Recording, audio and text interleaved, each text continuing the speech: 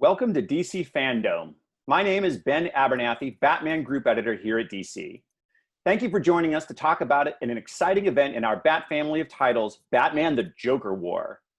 I would like to introduce you to some of the awesome talent associated with this event, but it's already underway. So be sure to check out Batman 95 through 97, which are already in stores and on digital now. Any great structure starts with good architects, and in the same way, Joker War is no exception. I'd like to introduce you to two of our architects for this event, Batman writer James Tynion IV and Batman lead artist Jorge Jimenez.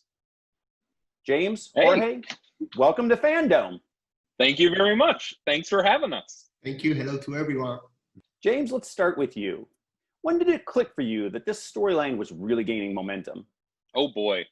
Honestly, that's such a good question.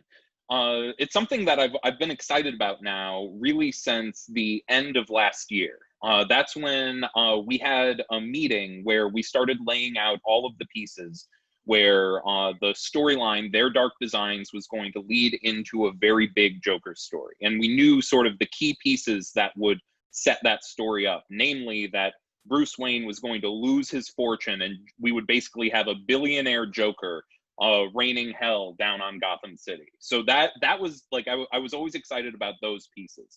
But the real moment that I really was like, okay, this is going to be something special, was honestly the moment that I saw Jorge's design for Punchline. And that was the moment where it's just like, okay, we have something really, really unique, really interesting that is going to add an extra spice to this Joker story and give us something really unique, something that's going to stand out on the stands. And that's really the exciting thing. Is I've been working on Batman books for 8 years now, and getting a chance to do something where I feel like we're doing something new and exciting, and bringing a new energy and a new spirit into the Batman line, and telling a story that couldn't have been told before. So Punchline's a big part of that. Clown Hunter's a big part of that. I'm sure we'll touch base on some of that, but those were the moments. That was a moment of like, yes, we've got fire here. Yeah, I remember that. It was amazing. Jorge, what did you think when James and I approached you about drawing this series? Oh man, that was amazing. I was really excited because Batman is obviously my favorite character, with Superman, of course. But it's the first time doing the Batman series to me. And in Joker War, it's really difficult because it's Batman, a lot of great artists working here, and it's difficult to me to understand that. But I am very excited, and I'm looking forward to show my face to everyone. Awesome. Now, Jorge, as James had mentioned, a big part of your work with James so far on Batman has resulted in some great new characters like the Designer, Punchline, and Clown Hunter. Tell us about the freedom you were given to create these new characters. I always love to design new characters, but this time I think this special because, for example, with Clown Hunter, it's like my own style. Before comics, before I was a professional, I did a manga style with this aesthetic. James told me, man, you are free, more or less like this, but you are free. And it was amazing to me. And I can do my own style for the future of Batman. This character, this is amazing to me. But with Punchline was really crazy. In 2 days, in 3 days, everyone drawing Punchline, the cosplayers, the girls with the costumes, before of comic books, it's boom. And yes, as an artist, is very, very incredible. Yeah. James, speaking of Punchline, now she's a significant player in Joker War. Now, how did you create the character, knowing that fans were so familiar and invested with Harley Quinn? Well, it started as a very, very simple problem to solve in terms of the story. In the last 2 big runs on Batman, Tom King's run and Scott Snyder's run, they both played with the Joker as a character, but he was always a very solitary character. And I knew that one of the things that I wanted to bring to the Joker is the idea of a whole Joker gang and the idea of the Joker ideology. and how it builds around him. How do the people surrounding the Joker act? And so I knew I wanted there to be a Joker gang, and I knew that meant that Joker needed a number two to help him actually tell all of his lieutenants, okay, go out there into the world and you go do this, you go do that. Joker's not going to deal with the fine print there. He's going to delegate that work. So I knew we needed a character who was going to be a part of that. And around the same time, we also made the decision that Harley Quinn was going to play a part in Their Dark Design storyline. So it was like, okay, so not only do I need to create a new number two character, but his old number two is now going to be a part of the story. And seeing those two things together, it's like, okay, that means that I have to create a character that is diametrically opposed to Harley Quinn, and a character that really helps define the balance. So those were the pieces that were sort of in my mind and led to me, I think it was just through texts a few times with Ben, where it was just like, what if we create this like new character, his top henchman, and create kind of the anti-Harley Quinn, and through some texts, and then through throwing, like, I threw the kitchen sink of all of the different ideas that we were throwing back and forth, and then Jorge came back with this amazing design, and just seeing the energy of it was really, especially because at that point Jorge was still working on Justice League. He hadn't started drawing the actual pages of Batman yet. So it was the first real taste of like, oh wow, this is the spirit of the book, and this is what I want to I want to take all of that energy, and I want to make this an entire storyline that plays off of the energy of these sorts of new characters. And then seeing that also made me realize I had the idea of Clown Hunter as a character, and Clown Hunter was a character that I thought that would be a character that came out of the aftermath of Joker War. It was in the back of my head there. It wasn't really a fully formed thought, but then I realized, like, oh wow, like, people are really reacting to Punchline. I want to rebuild this part of Joker War to give a voice to the people on the streets of Gotham. And so Clown Hunter became the voice of that, and being able to instill that voice with that kind of manga spirit that, manga is, I think, a huge influence on Jorge and a huge influence on myself growing up, and being able to bring those influences together and really explore them in a Batman story, not only a Batman story that pits him against his top adversary, who's a billionaire now. Like, it was just really exciting.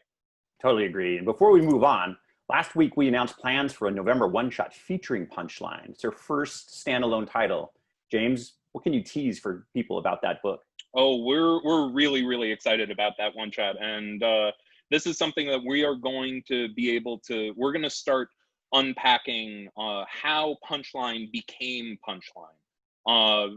We saw a brief hint of that in the Joker 80th anniversary special, but this story is going to not only unpack how that journey happened, but also unpack what her story is going to be moving forward. Because this is something that I know when people hear about new characters being introduced to DC, are they going to just sort of come in and then disappear? But the most important thing, like the number one thing that I really want to say to everyone, is these characters are built to stay and last in the DC universe, and we are very excited. And we are now setting the groundwork for the stories that we're not only going to be telling through the end of this year, but all of next year. And I know Jorge and I are really excited to bring you more Batman. It's very excited. Jorge, thank you so much for joining us today. Anything else you want to share with the fans that are watching? Oh yes, if you are a Batman fan, you need to read the Joker War, because first of all, James Tynion is the boss. He knows perfectly the character, and this is great. It's great. The script is awesome. It's dynamic. It's crazy. And for my part, I think that this is my best work so far. I have been working in DC Comics a lot of years.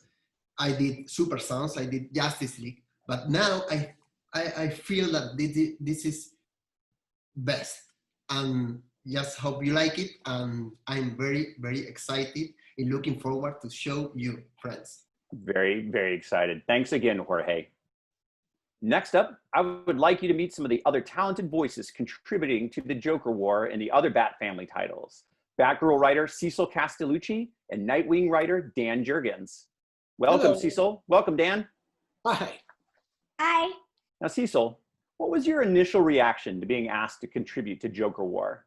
Well, I mean, it's always fun to be in the Bat family, and I love like a sort of tight knit crossover event, you know, because they're so involved in each other's lives that that it's sort of essential. And I think, you know, Joker is kind of the villain, and especially for Batgirl, you know, they definitely have a fraught history, and so it was a real honor and real thrill, but complicated. Right. And speaking of that history, can you talk a little bit about your Batgirl tie-in issues and Barbara's response to the events of the Killing Joke? So I knew that I was going to be in the Joker War and that Batgirl was going to be in the Joker War. And I wasn't quite sure what that meant yet.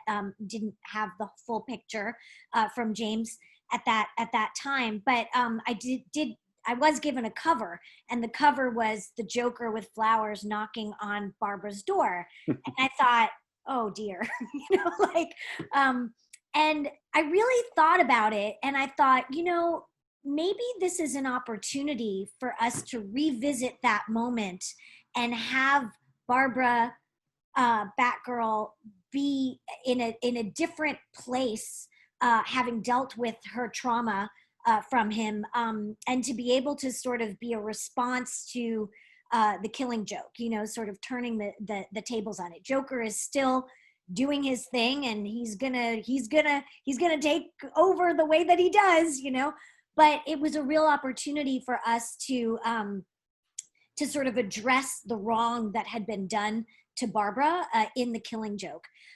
So Jessica Chen, my editor, and I had a long talk about it, and Robbie Rodriguez, who is the artist, where we really wanted to echo some of the images that happen in the Killing Joke, but sort of turn it on its head a little bit. So it was complicated, but I was really glad to be able to give Barbara a voice, you know, against the Joker. Yeah, absolutely. It's very, very cool to hear how you guys worked up that concept, especially around that sort of cover image. And so the idea then really was yours that led to that story, Batgirl 47. Yeah, and it's interesting because, you know, that's not usually the way that, you know, I do things. I don't usually look at the cover and say, okay, here's what the story is. But it really felt like in this particular case, like it had to be addressed. Right. Like it almost seems like if Batgirl was going to be part of Joker War, this was the only story that could really have been told, right? Absolutely, 100%. You know, and I feel like, you know, Batgirl has been, you know, confronted by the Joker before. They've had their, you know, reunions, but there's still always that core wound that Batgirl has from the Joker, and in my view, it had never really been fully addressed, where she kind of named her trauma and confronted it full on and had the opportunity to confront her abuser in a sense. So I felt like hope that we got to do that. So thank you, James, for the Joker War, to be able to get Barbara to this hopefully new place with her trauma. Thank you, Cecil.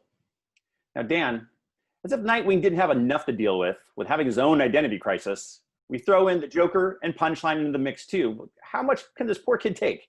Fortunately, Richard Grayson is capable of taking quite a lot. And you notice that I called him Richard. As everybody knows, when Nightwing was shot in Batman 55, he developed amnesia as a result of his head wound and has spent the last bunch of months not knowing really about his past.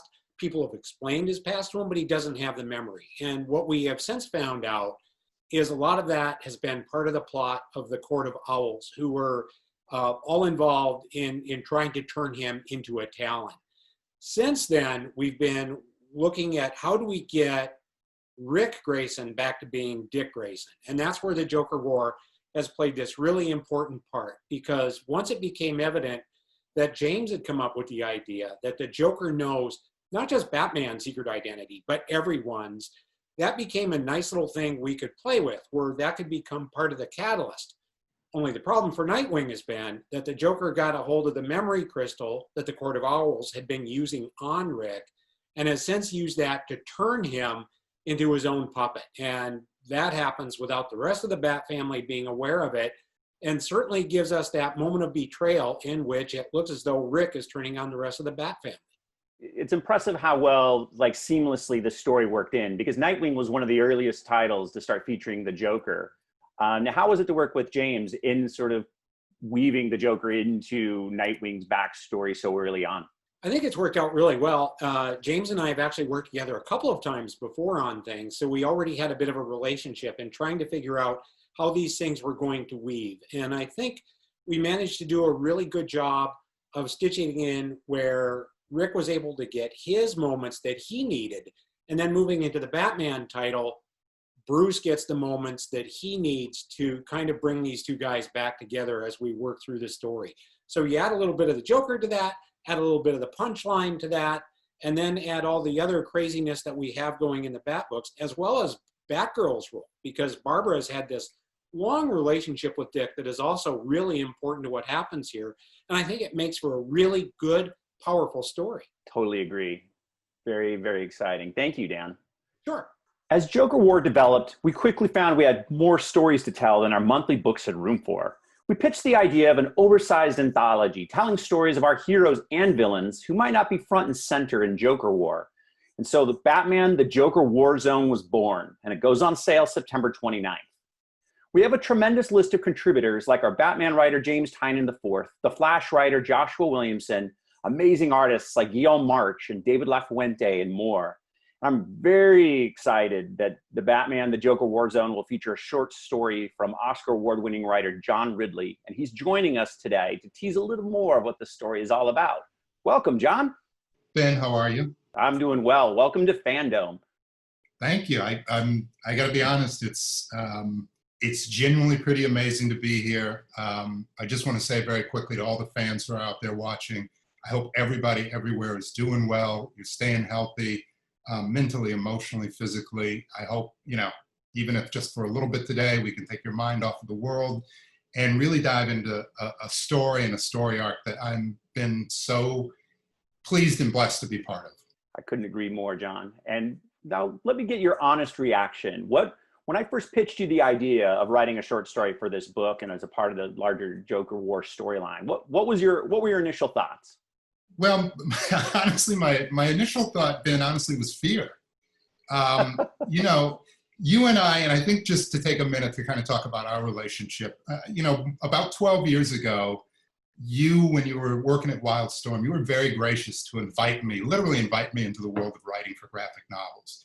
And, we did a one-shot with the Authority. We did a really bizarre Warblade. And then we did a book that was, personally for me, it was really something, the American way. So I had some experience writing, but, there were small things and one-shots and things that were very personal. To get, 12 years later, when I really haven't done a lot of graphic novel writing, being brought into this massive, multi-part, multi-perspective story that was really going to upend, Batman's universe. And truly, there are phraseologies all the time that get used around writing. Oh, this is going to change everything. This is going to change the world. But this really did change the dynamic of Batman, because forever, Batman was the hero, didn't have superpowers, was not invulnerable. And there's even a joke in the Justice League film. What's your superpower anyway? Well, I'm rich. But what happens when you take that money away? What happens when you give the very thing that, besides his mind and body and spirit that he's trained, the other thing that he has, and you give it to the other side, unlimited funds, unlimited resources, it really does change the equation. So to not really have been in Batman's world, to be among some of the fantastic writers and artists that you mentioned, and to say, hey, we want you to write a story that really tells part of what's going on in this fabric, in this war, in this world. And we want it to be about a very specific character, one character that has been with Batman now for years. It was Alfred and it was Lucius. Those were his two right-hand people. Honestly, I would be lying if I didn't say it was anxiety, it was fear, it was trepidation. But you get over that and you say, this is an amazing opportunity. How could I not be part of this? And did you find there were any real challenges in sort of getting caught up with what was going on within the Joker War? Or did you find, were there any guidelines or constraints that you found in the story you wanted to tell? Well, I mean, the great thing, honestly, about the Joker War is that it's a story that moves with a very particular emotional velocity. So, Batman has obviously been around forever. There are these resets, there are these reboots that offer a new audience a place to come into the story. But this is one of those stories that takes kind of everything that most people kind of know about Batman, know about the world, even if you don't know the specifics. And it's like, just, jump on board. This is like a streetcar in San Francisco. It doesn't really stop for you. It slows down, it lets you get on, and then you're part of the ride. So for me, it was, there was no issues, figuratively or literally, about getting into the story. And yes, there's some characters that were kind of new to me, punchline, things like that. But once you're in it, I mean, you get it. The tables have turned. Joker's got all the power. Batman's trying to figure out, can I really do, all that training, I've had all these toys, I've had all these things, but can I do it on my own? No, there weren't really any barriers of entry as a writer. It was just about understanding what's going on. And then, and we'll probably talk about this, pivoting towards that Lucius character and saying, okay, well, now here's this opportunity to really excavate and what's going on concurrently, simultaneously, while you've got these battles over here. It's like telling the story of the home front during World War II. You've got these folks battling, but there are other folks who have to deal with it, who have to figure out, where do we fit in when we don't have control over this situation. And you mentioned Lucius Fox, and what can you tell us, folks tuning in, about the story? It's about Lucius and superstar artist Olivia Copiel, who you're collaborating with. Can you tell us a little more detail about the story, but please no spoilers? Well, it's hard. There's certain, obviously, things you can talk about, certain things I don't want to spoil for anyone. But one of the things that was really, interesting for me is because even though I had not written a lot in the graphic novel space, they had been longer form. And so this is a short story, and you really have to get at it. You really got to go. So it's minimalist in its approach. It has a drive. The artwork is just stunning. And the thing, I've certainly written enough in the graphic novel space that sometimes, the art in the story, it's like speed dating. You got to come in, you get who you get, you partner with who you partner with, and you make the best of it. This was not that situation. The art came back and it was just, this is beautiful. The emotion is there. Everything is there. The other thing that I really appreciate about this is that this story in particular is really about the Fox family. And for me, at my age right now, there are a lot of things that I really relate to in terms of Lucius, not certainly, being a, multi-millionaire who's working for, Bruce Wayne, who's the Batman, but as a parent, as someone who's concerned about his partner in life and his kids. And being a parent is so often about trying to engineer appropriate outcomes for your children.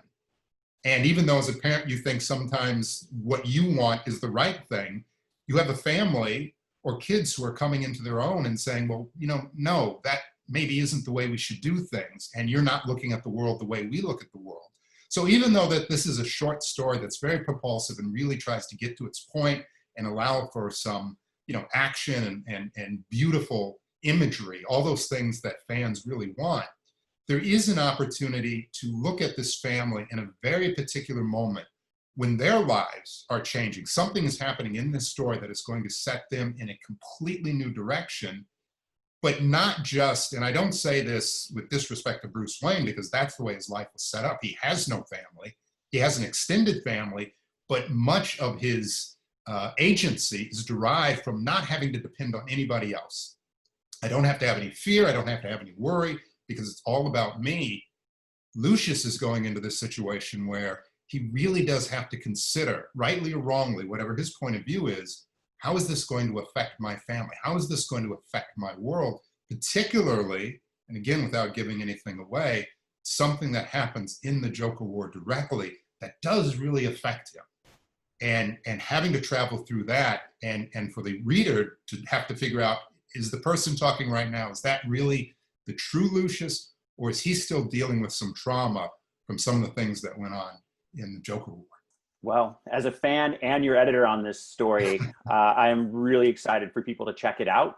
And I sincerely hope that we see you write more about Lucius and his family, because the story itself is impactful and beautiful, and it's important, and it's a cornerstone of this entire anthology that we put together. So I really appreciate you being involved. And in fact, thank you for taking the time today to join us for Fandome.